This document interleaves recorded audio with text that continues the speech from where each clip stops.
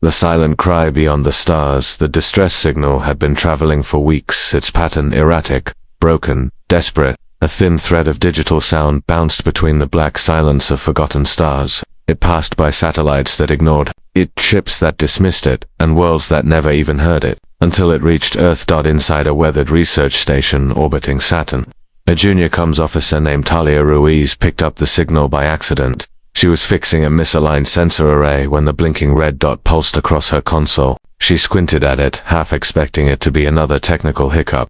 But the pulse repeated, weak, but undeniably real.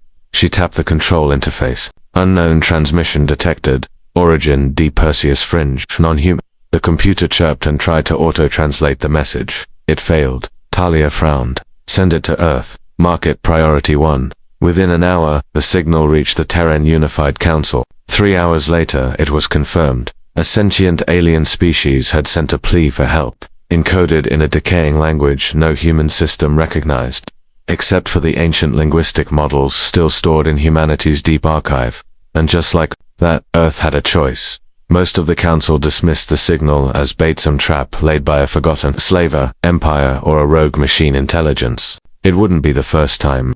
Others said it wasn't humanity's problem. Earth had its own wounds to heal, its own citizens to protect. But one voice cut through the noise. General Elias Vaughn, a grizzled war veteran with scars on his face and silence in his eyes, stood and placed his badge on the table. If we don't answer this call, he said, then we're no better than those who turned away from us centuries ago. We were alone once. I won't let another species drown in the dark, not while we have the strength to reach them. There was no thunderous applause, just quiet tension, and then one by one hands began to raise. Earth would answer. The planet Mir fell into night. Early, a twilight world, suspended in a narrow orbit between two ice giants. Its skies were always pale, its sun never more than a soft blue flicker. The native species, the Elteri, had evolved in dim light. They were delicate creatures, taller than humans, with transparent skin and long fluid limbs that shimmered like starlight. Peaceful scholars, builders, dreamers. They weren't warriors, they never had been. When the slavers came hulking beetle-like, invaders in black steel armor, they burned the outer villages in hours. The Elteri had no weapons, no army, only alarms, and warnings, and hope. So they did the only thing they could do. They sent a signal into the void, and waited. They didn't expect anyone to come. Then, one night, their sky split open. The clouds boiled with fire as 5 massive Terran ships descended, silent, Madgrey, built not to inspire fear but to move fast and without warning. The slavers didn't see them coming. That was the plan. Within 10 minutes of planetary entry, drop pods began falling like comets. Each one landed with a deep, resonating thud that sent vibrations across the ground like ancient drums of war. From the smoke emerged humans in reinforced exosuits, their visors glowing white, their emblems bearing no flag, only a symbol. 2 hands reaching toward each other. The first Elteri to meet a human was a girl named Kale. She had been hiding in the ruins of an observatory when a human soldier found her alone. Shivering, unable to speak his language, her translucent skin reflected the flames of her burning village. The soldier knelt before her, gently removing his helmet. His skin was lined with old burns. His eyes were tired, but he smiled. Kale stared at him. Then, slowly, she lifted a hand to touch his face. The soldier didn't move. Not when her fingers brushed the scar above his brow. Not when her other hand trembled against his armor. She whispered a word. He didn't understand it, but his translator didn't need to. She was saying thank you. Across the hills, the human ground team moved fast. They weren't an army. They were volunteers, engineers, students, veterans, medics, men and women who had chosen to leave Earth not for conquest or pride, but because someone had to show up. Their leader was Commander Rillincade, a man known for rebuilding cities more than destroying them. He had once overseen humanitarian efforts after the Titan colony collapse. He didn't carry a weapon, just a tablet, a medical kit, and an unwavering sense of purpose. We're not here to win a war, he said, overcomes. We're here to stop one. But the slavers didn't care about purpose. They cared about obedience, profit, fear.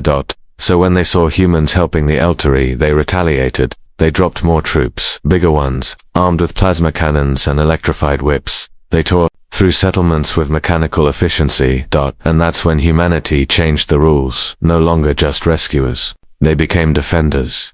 And when that wasn't enough, they became something else. The humans began building defenses out of ruins, repurposing debris into barricades, using collapsed bridges as traps, welding shield walls from derelict hovercrafts. The slavers didn't understand how fast humans adapted, how deeply they fought when someone threatened what they'd chosen to protect. It wasn't just survival, it was principle. One by one, villagers were saved. Every time a slaver vessel fell, the Eltari began to believe. They started to paint the Terran symbol onto their homes, onto their skin, onto the stars in their ancient maps. They didn't call them monsters or invaders, they called them guardians. Kale walked among them now, holding the hand of the same soldier who had first found her. She still couldn't speak his language, but, in the way she looked up at him, in the way the Eltari now greeted the Terrans, not with fear, but hope, the message was clear. The humans had come, not because they had to, but because no one else would. The unseen oath beneath alien skies. Night came softly on Mir, blanketing the broken plains in hues of blue and violet. The stars above blinked through the ash, quiet witnesses to the chaos below. And yet, amid the scars of fire and ruin, a strange peace had begun to grow. Not because the war was over, but because hope had taken root. Commander Rillan Cade stood beneath the remains of a shattered spire, studying a map drawn hastily into the dirt by one of the Eltari elders. The alien's fingers trembled as they traced the lines of old tunnels beneath the mountain's ancient roots from a time when Maya's people had only just learned to build. They'd long forgotten how to use them, but Cade had not. "We'll move through here," he said, pointing to the narrowest passage, right under the slavers' field base. "We plant charges, disrupt the power grid, and give the evac teams full hours to move civilians." The translator whispered his words into Eltari syllables. The elder nodded slowly. "You speak like one who's done this before," he murmured. Cade smiled grimly. "I haven't, but humans don't need perfect plans, just enough room to make one." Around him, the human volunteers prepared. Many were untrained, but no one lacked resolve. Mechanics welded armor plates onto farming carts. Medics distributed trauma kits alongside basic weapons. A group of geology students from Mars Colony converted rock drillers into short-range shock cannons using spare fusion cores. Everywhere Cade looked, humans were inventing, improvising, becoming more dangerous with every failure they refused to accept. Down near the crater pools, young Kale sat beside the human soldier who had rescued her, Staff Sergeant Imani Rourke. Her armor was scuffed and smeared with ash, the red Terran emblem nearly hidden beneath grime, but her eyes were sharp, focused. Kale mimicked her movements, adjusting the grip on a small, harmless tool she had mistaken for a weapon. Rourke chuckled softly. "That's a wrench," she said. "But sure, hold it like a blade. Looks cooler." Kale didn't understand the words, but the tone made her smile. Nearby, a few other Eltari children tried to imitate the humans who were training for the coming mission. They copied stances, repeated the same firm shouts, mimicked the drills as if it were a game, and maybe it was maybe they needed it to be, because the world outside was falling apart. Rourke looked toward them, and her jaw tightened. "They shouldn't have to see any of this," she muttered. Kale tilted her head. "See what?" The translator hesitated before speaking for her. Rourke sighed. "The price of being unprotected." There was silence between them. And then Kale whispered, "But now, we are." Beyond the mountain ridge, the slaver stronghold loomed, a brutal dome of black alloy, pulsing with red light. The Eltari were insectoid creatures, encased and reinforced, exoskeletons that gave them the appearance of armored war beasts. They moved without sound, their many limbs clicking softly as they patrolled the perimeter. They hadn't expected resistance. Not here. Not from this soft-skinned species whose cities had fallen in hours. They certainly didn't expect humans. Cade's infiltration team moved in complete silence. 10 volunteers, each from a different background. A physicist, a janitor, a nurse, a former martial artist, all of them Tehran, all of them determined. Inside the tunnels, the air was cold and wet. The walls shimmered faintly with bioluminescent algae. It reminded Cade of Earthov caves in the Andes, where he had once gotten lost as a child. The memory was strange, but it anchored him. The team advanced. At the midpoint, they found a collapsed wall, no way through. "Detour," Cade ordered. That detour led them to something unexpected. Cages. Hundreds of them. Each one holding a small Eltari, most of them juveniles. The slavers had taken them for indoctrination, preparing them for a lifetime of labor in colonies far beyond Mir's system. None of them made a sound. They stared with dim, defeated eyes. Then they saw the humans. The children didn't know the words. but the sight of those armor-clad figures with glowing visors lit something inside them. One child reached through the bars, touching Cade's hand. He stopped. No plan, no mission was more important. We free them, he said. New objective. Rourke's voice came through the cum. You're going off plan. Plans change, he replied. The team broke the locks manually. They carried the smallest, led the rest. It took time, risked exposure, but none of them hesitated. Hours later, Cade's team emerged from the tunnel's far end, elderly children in tow. They hadn't planted the charges, they hadn't sabotaged the base, but they had brought something back far more powerful. Proof that the humans would not just fight, they would protect, rescue, shield, not because it was ordered, not for strategy, but because it was right. When Cade returned, Cale ran to embrace the youngest child in the group. Others began to cry. Even the stoic elderly elders wept, their shimmering bodies glowing with emotion. I thought we were going to lose them, Cale whispered to Rourke. Rourke placed a hand on her shoulder. Not while we're breathing, and behind her the other. Humans nodded. No medals, no declarations, just an unspoken oath, renewed again. They were here. They were staying. Not until the fighting stopped, but until the Altiri no longer needed them, because that's what humans did. They stepped up even when no one else would, even when it wasn't their war, even when the sky was falling. They stood. In that moment, Mir wasn't just a planet waiting to be saved. It became the first world to truly understand what it meant to be defended by humanity. Fire in the sky, iron in the heart. The first retaliation came at dawn. A wave of thunder echoed across the eastern ridge as the slavers deployed a Scorcher-class atmospheric craft. It roared low across the treetops, its engines bleeding fire, its shadow engulfing the fragile shelters humans had helped rebuild. It wasn't a surgical strike, it was a message. The Okari wanted fear, but humans knew fear.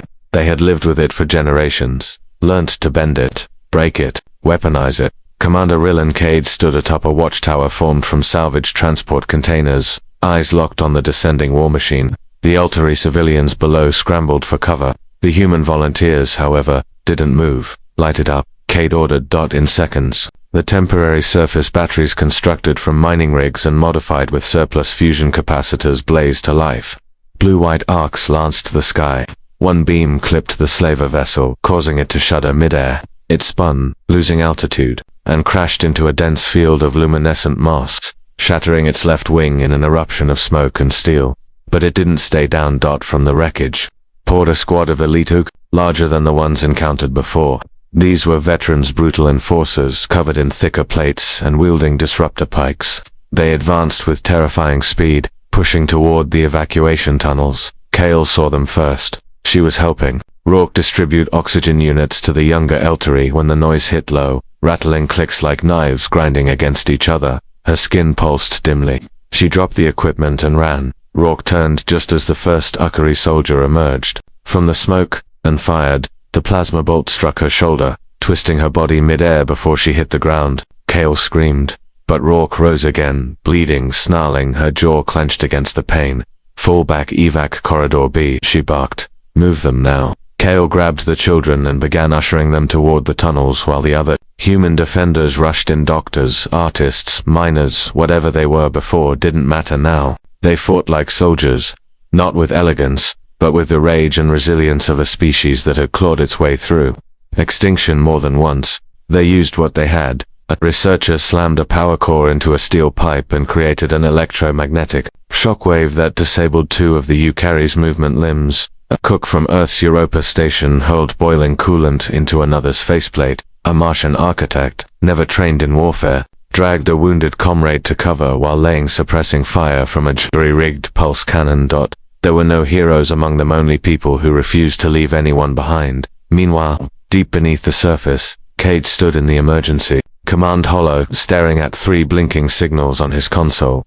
More Ukri warships were inbound, too. Many. He pressed his fingers to his temple and closed his eyes. This planet isn't going to hold. One of the techs looked up. Should we prep the orbital escape ships? No. Cade's voice was cold steel. They'll follow us. Mir is a beacon now. They want to make an example. Another volunteer entered, her face pale. Sir, we found something. The Eltari, they weren't always pacifist. Cade turned. She handed him an old tablet, caked in dust but still functional. It's a record from their early years. Mir used to have planetary defense systems. buried beneath the roots of their sacred forests. They shut them down long ago when they chose peace, but we might be able to bring one of them online. How long, he asked. A day, maybe more, if we can even find the core. He nodded. We don't have a day. We buy one. On the surface, the defenders were losing ground. The Ukari weren't just stronger, they were relentless. More kept arriving through dropshoots. Kale huddled with the children behind a makeshift barrier as one of the invaders crashed into a shelter nearby, flattening its walls like paper. She saw Rourke, again bloodied, staggering, yet still holding the line with a shard of broken hull as a weapon, and something shifted in Kale. For the first time in her life, she wasn't just watching, she stood and ran toward the humans. A Ukari aimed its disruptor at Rourke's back. Before it could strike, Kale leaped, using her slender limbs to clamber up the invader's armored spine and slam her tiny fists against the control node on its neck. It roared and twisted, but Kale's grip held Rourke, turned in time to see the alien collapse, its power unit sparking. She caught Kale as she fell, stunned but alive. What are you doing? Rourke hissed. Kale blinked, the translator crackling, helping like humans do. By nightfall, the defenders had pushed the Ukari back. Curly, burnt-out machinery and crumpled bodies littered the field. Ash coated the survivors. And still, no one left. Because deep beneath them, Cade and the engineers were working in a storm of wires, rust, and memory. They uncovered the control interface of the ancient Eltary defense system once meant to protect a peaceful species from its own darkness. Will it fire? Someone asked. Cade stared at the screen. It doesn't have to, he said. It just has to scare them. He connected the core, overclocked the power conduits, and activated the signal. Above Mir, a dead satellite reawakened. Ancient lenses turned, long forgotten thrusters engaged. The stars shifted, and a beam of golden energy arced across the sky, pure, brilliant, terrifying. The Ukari ships halted mid-descent for the first time. They hesitated, and that was all the humans needed. Sat beside Kale, her arm in a sling. The Eltary girl leaned against her, both of them watching the sky pulse with warning light. You saved me, Rourke murmured. Kale smiled. Now we're even. Not yet, Rourke said. But we will be. Around them, humans and Eltary began to work side by side, preparing, reinforcing, healing. No orders. No promises, just something quiet, like an oath passed from one heart to another. They would not run. They would not let this world fall. Not today, not tomorrow, not ever. The cost of standing tall, the fire in the sky had faded by morning, but its memory lingered like a scar across Mir's horizon. That golden beam had not only disrupted the Ukari offensive, it had awakened something older than any of them had expected. The Eltary, for the first time in generations, remembered what it meant to resist. But resistance was never free. In the ruins of the northern ridge, the air still trembled from the aftermath of the battle. Wounded lay in makeshift shelters, human and Eltary alike nursed by volunteers who had barely slept in days. Their hands moved on instinct now, too tired for fear, too angry to give in. Staff Sergeant Imani Rourke limped through the field hospital, her sling replaced by a temporary bionic support unit. Her wounds hadn't fully healed, but there was no time. Not while the Ukari were still regrouping, not while children like Kale were still watching. She paused beside a small cot where a human girl no older than 16 lay unconscious, burns marking the side of her face. Name? Rourke asked. Talia Voss. The medic replied. Engineering intern from Luna. She rerouted power from a damaged stabilizer to keep the evac shield up, took the overload herself. Rourke's jaw clenched. Did she make it too early? To say. Rourke nodded once. She will. The words didn't feel like a promise. They felt like an order to the universe. Meanwhile, beneath the main operations shelter, Commander Rillan Cade examined the defense interface with a frown. The ancient satellite had fired once, but it was damaged severely. They had pushed it beyond its design. It's not a weapon anymore, said technician Alia Chen. At best, we might bluff another warning shot. Cade ran a hand through his beard. Then we make it the biggest bluff in the galaxy. He stepped back and addressed the team. The Ukari don't fear pain, they don't fear death, but they fear uncertainty. That beam scared them because they don't know what else we might be hiding, so let's convince them we've got more. Engineers, scientists, and even artists were recruited to build decoys, towers with glowing cores, false weapon arrays, projection emitters. Across the planet, Mir began to sparkle with flickers of light and humming pulses, all designed to look like ready-to-fire defense systems. Make them believe they stepped into a minefield, Cade ordered.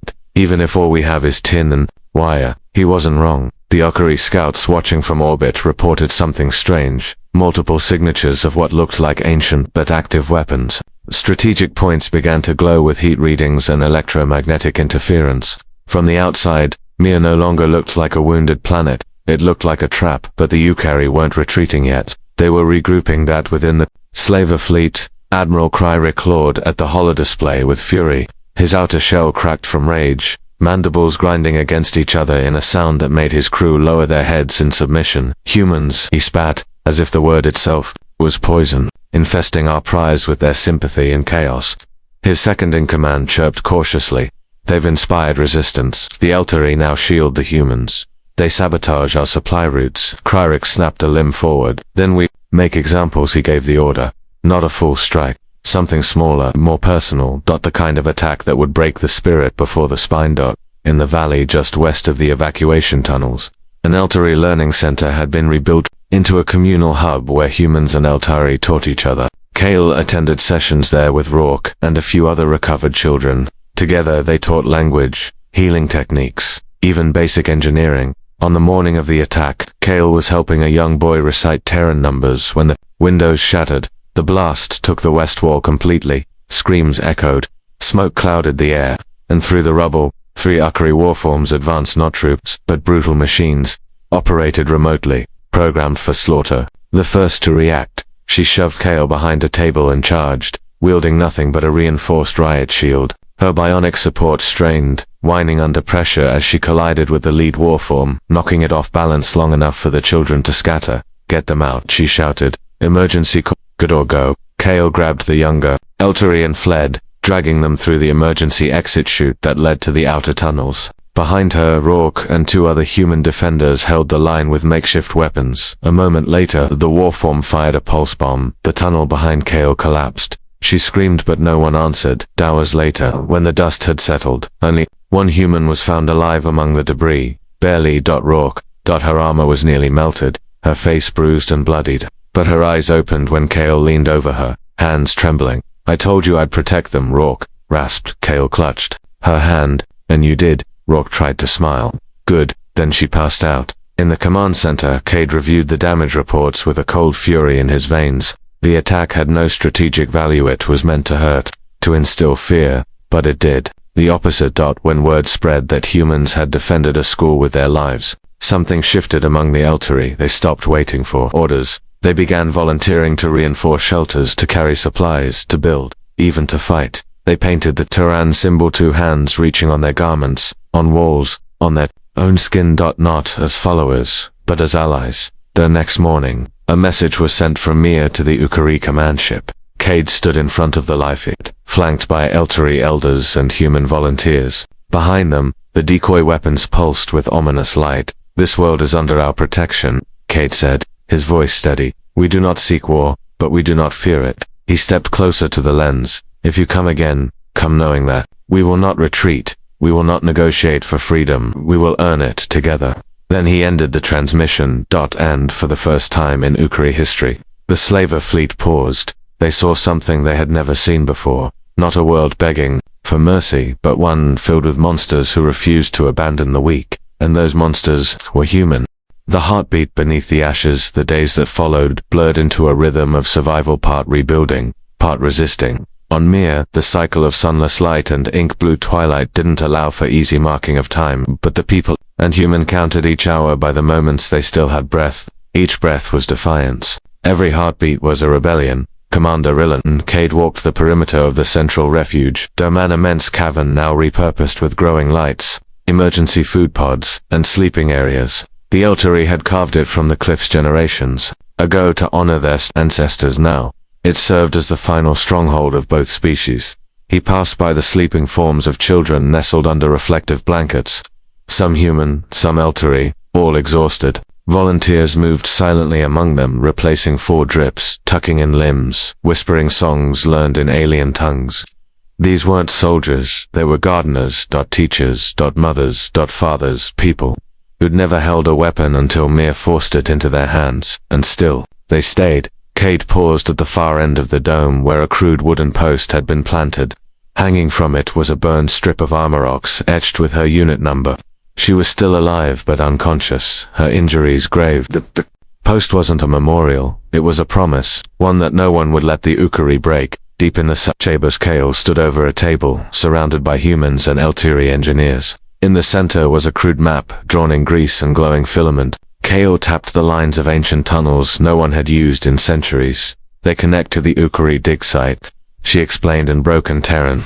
They use it for mining rare metals materials that fuel their ships. If we cut the line, they lose speed, power, and orbit advantage. Beside her, the young Martian engineer named Daisha nodded. You're talking about sabotage. Kale's eyes glowed faintly, reflecting the projected schematic.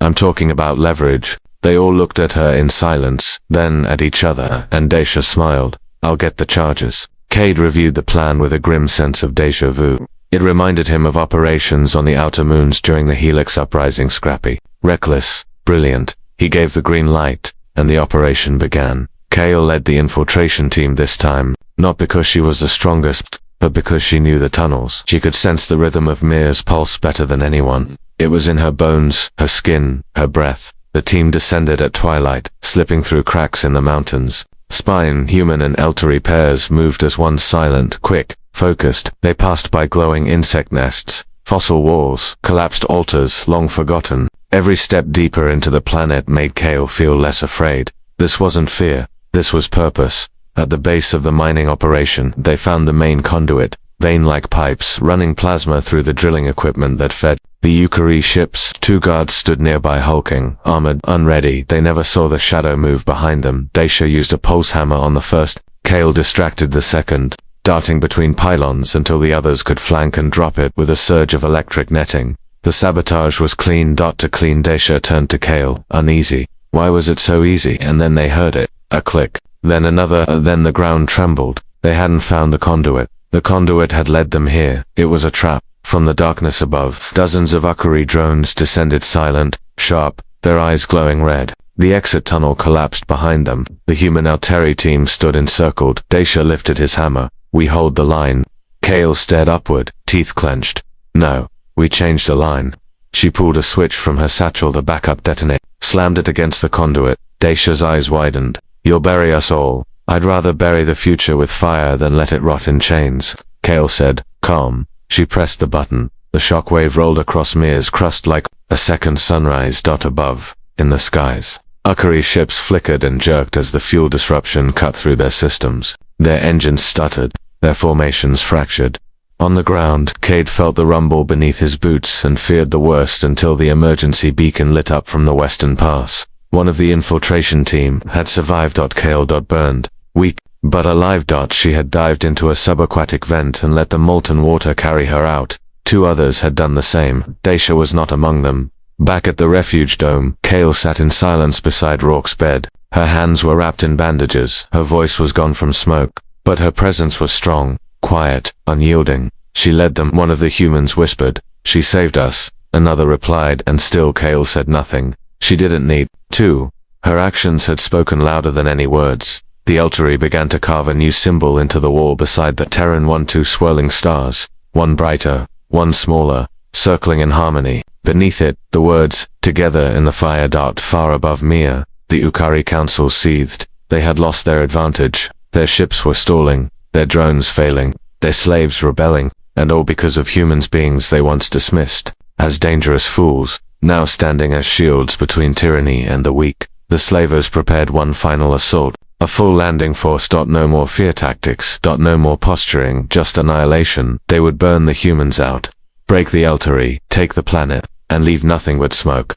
Back on Mir, Cade gathered every volunteer, every warrior, every elder. They stood in the shadow of the last line of defense, a canyon fortified with fusion mines, barricades of rubble, and scavenged war tech. He looked them in the eye, all of them. This is not the end, he said. This is the beginning of what we were meant to be. We are not soldiers, he continued, but we are defenders of life, of dignity, of the right to stand. We don't win today by surviving, we win by showing them who we are. The crowd didn't cheer, they didn't need to, they simply nodded, raised tools and weapons, and took their places, because when the last light dimmed, humanity would still be standing, so would Mir. Where monsters break and legends rise, there, valley of last defense stretched beneath a sky choked with swirling ash and low thunder. Winds tore through the barricades, howling like warnings whispered by dead stars. On one side, a wounded world, and the defenders who refused to leave it. On the other, the Ukari fleet, descending in waves, claws sharp, weapons primed, and rage burning hot in their cold alien hearts. From the cliffs overlooking the narrow pass, Commander Rillan Cade stood, without armor, without fanfare. He held no grand weapon, only a cum unit and a simple staff carved from Mir's ancient trees. Beneath his feet, fusion mines blinked silently in the earth wired by Martian volunteers, powered by salvaged ship cores, and triggered by old Terran tech. He wasn't alone. Humans lined the canyon walls, dressed in makeshift armor, mechanics, teachers, miners, teenagers, elders. Every one of them carried something, some with weapons, others with tools, others with only their bare hands and the will to stand. Beside them, Eltari warriors stepped forward for the first time in generations. Their skin shimmered like glass beneath spotlight. Their movements flowed like water, and natural, beautiful, and utterly focused. They carried ancestral tools they had sworn never to raise again, now reforged as weapons. They had remembered who they once were, and they had learned who they could be with humans beside them, far above. Admiral Kryrik stared through his battleships, observation lens, mandibles twitching with disgust. A gutter species, undisciplined, disobedient. They'll break. His second-in-command hesitated. We've deployed over 80% of our ground forces, and our fleet is still under fuel strain. If this fails, it won't, Kryrik snapped. They are cornered. Their numbers are inferior. Their weapons are laughable. He leaned closer to the display, eyes narrowing. And above all, they are human, predictable, emotional, weak. Then he gave the command. Erase them. The assault began like a nightmare. Screeching descent. Pods tore through the clouds, each one striking the ground with bone-shaking force. From the craters rose Ukari shock troopers, hulking, armored beasts, wielding disruptor cannons, chain spikes, and plasma claws. But what they didn't know, what they never considered, was how humanity prepared. Because humans didn't just build defenses. They turned every wound into a weapon. As the Ukari charged the main pass, the walls detonated, collapsing rocks, fire, and sonic shrapnel cascaded onto the first line of invaders. Plasma turrets, hidden in false terrain, burst to life, firing concentrated beams that cut through. XOSKELETONS. Cade activated the fusion mines. The canyon floor erupted in gouts of blue flame, launching armored slavers into the air like ragdolls. But even as they fell, more came, and the line held. Kale stood atop a ledge with a coil rifle slung over her shoulder. Her hands still trembled from the burns, but her aim was steady. She picked off invaders breaching the second wall, each shot guided by breath and memory. She saw one Ukari drone break through the barricade and rush the supply corridor. She didn't wait for orders, she jumped. Her landing was ungraceful, knees buckling, but she stood again, pulled a flamer from the wreckage of a downed mech, and opened fire. The drone collapsed in molten pieces. Kale kept moving. She was no longer the girl who ran from fire. She was the fire in the command shelter. Raw had woken. Still weak, still broken, but she had ripped off her med feed and staggered to her feet the moment the invasion alarm sounded. No one fights without me, she had said, voice hoarse. Now, she moved through the inner tunnels with a team of wounded volunteers, reinforcements, hauling ammunition, giving orders like thunder. Her armor barely fit. Her arm hung limp at her side, but her presence was like gravity pulling people back from the brink. A young Eltari girl looked up at her and whispered, "Why are you still here?" Rourke smiled without humor. Because someone has to teach them what humanity really looks like. In the northern ridge, a Ukari brute breached the defensive line and charged a group of retreating Eltari civilians. Its claws lifted. And then, its head snapped back, pierced by a welding rod hurled with terrifying force. Desha. Alive. His left arm replaced with a hydraulic clamp, one eye covered with a visor lens. He limped forward with a homemade power hammer slung across his shoulder. "Sorry I missed the last party," he muttered. "Thought I'd crash this one." Cade heard his voice over the comm and smiled.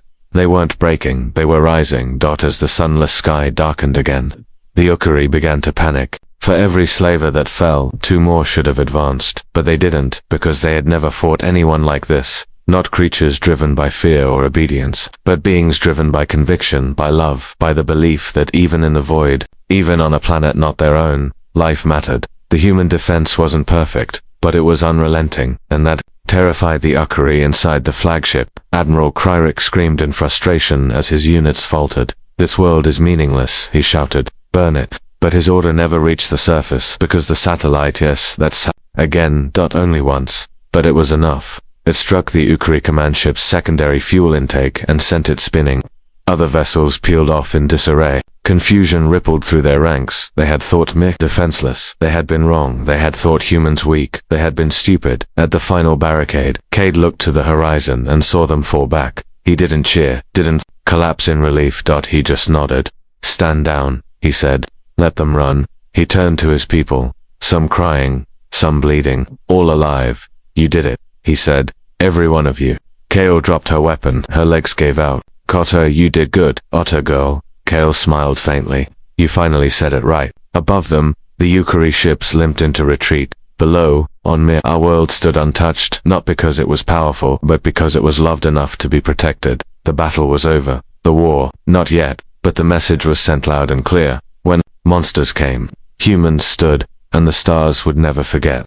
The galaxy will remember Mir was quiet, not the silence of death, not the eerie hush of fear, but the kind of silence that follows a storm, the breath the world takes before it starts to heal. The ash still drifted, the barricades still smoldered, and the skies remained dim. But in the hearts of those who remained, something fierce and bright had taken root. Hope not just for survival, but for something greater. The Ukari had retreated. Their once proud fleet limped through the stars, battered and humiliated, their command structure fractured. Their reputation, one of dominance and terror, was cracked wide open by a planet they once thought unworthy of conquest. But the battle had cost dearly. In the days following the final assault, makeshift memorials began to appear across the camps, and shelters, helmets stacked on stones, names carved into steel plates, Eltari songs sung in human tongues, and human poems rewritten in Eltari spiral GLYPHS. The survivors didn't forget. They chose not to forget, because to forget would be to dishonor. Every last person who had made a stand when running would have been easier. Rourke sat outside the recovery dome, one arm still bandaged, the other resting across her lap. Her armor had been taken apart, piece by piece, and repurposed to fortify the walls around the youngest survivor's school. She hadn't protested. Kale sat beside her, watching the sunrise, or what passed for sunrise on Mir, a faint blue shimmer rippling across the sky. "You never told me why you came," Kale said softly. Rourke smirked. "Because I wanted to. Save the galaxy, obviously. Big hero story." Kale tilted her head, unconvinced. Rourke's smirk faded into something quieter. "Because I got tired of watching the strong walk past the broken. Because Earth's history is filled with people who stood by when they should have stood up, and I didn't want to be one of them." Kale looked down at her hands, healed steady now. "You weren't." Rourke nodded. "Neither were you." At the Central Command Shelter, Commander Rillin Cade met with the last council of both species. The original purpose of the Terran deployment had ended. Technically, humanity could leave now, but no one spoke of leaving. Instead, they spoke of unity. Of rebuilding, not as rescuers and rescued, but as allies. The Eltari proposed something radical, granting citizenship to any human who chose to remain. In turn, Earth offered resource sharing, technology support, and a new joint alliance. The Mir Accord. It wasn't a treaty of defense. It was a promise that no world would be left to scream in the dark. Again, that no species would face extinction, while others watched. That someone, even if it was just a handful of humans, would always answer the call. A few weeks later, a single Ukari scout vessel limped into a neutral system and landed on the diplomatic station of Varelian Prime. They bore a white flag, figurative, not literal, and requested an emergency audience with the Galactic Coalition. They did not come to bluff. They came to surrender. In the speech that followed, the Ukari delegate, bruised and beaten, delivered words no one in the galaxy ever expected to hear. "We underestimated them. We believed strength came from armor, from fear, from numbers. But the humans, they fight like fire. They suffer, they burn, but they do not break. They will stand with those you cast aside. They will shield the weak, even when no one asks. And they will keep coming, even when it makes no sense.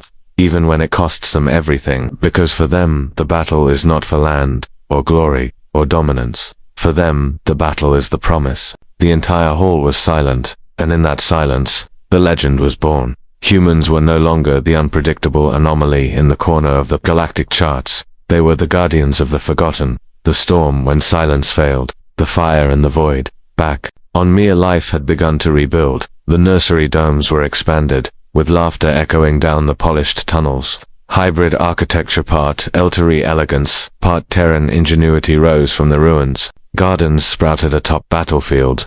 Rivers redirected themselves through what were once craters. The scars remained, but so did the people. Rourke returned to teaching. This time she didn't teach tactics or drills, she taught children to stand. Kale became one of the first Eltary representatives to Earth. Her speeches simple but unforgettable.